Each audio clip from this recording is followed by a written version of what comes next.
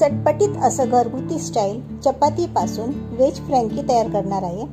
हे मुलांच्या डब्यालाही देता येतात। यात उभा चिरलेला कांदा, कोबी, गाजर, फाईनली चॉप केलेले जिंजर, गार्लिक आणि करी लीव्स, यात तुम्ही दुसऱ्या कोणत्याही भाज्याचा वापर करू शकता। पॅनमध्ये तेल गरम करून घ्यायचं आहे। त्यात जिंजर, गार्लिक, करी लीव्स घालून परतून घ्यायचं आहे।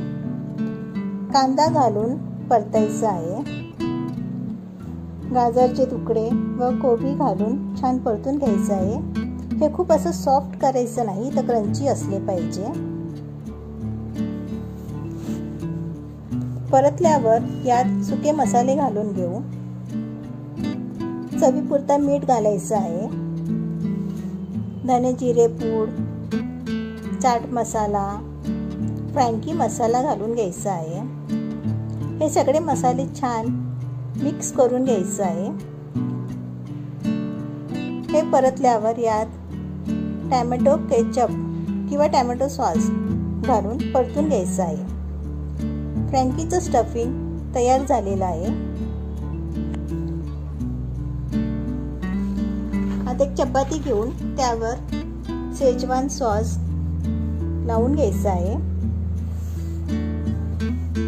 तुम्ही यामध्ये कोणत्याही सॉसचा वापर करू शकता। आता स्टफिंग घालून त्यावर कच्चा उभा कांदा घालून घ्यायचा आहे। चीज किसून घ्यायचं आहे। चीजचं प्रमाण थोडं जास्त ठेवायचं।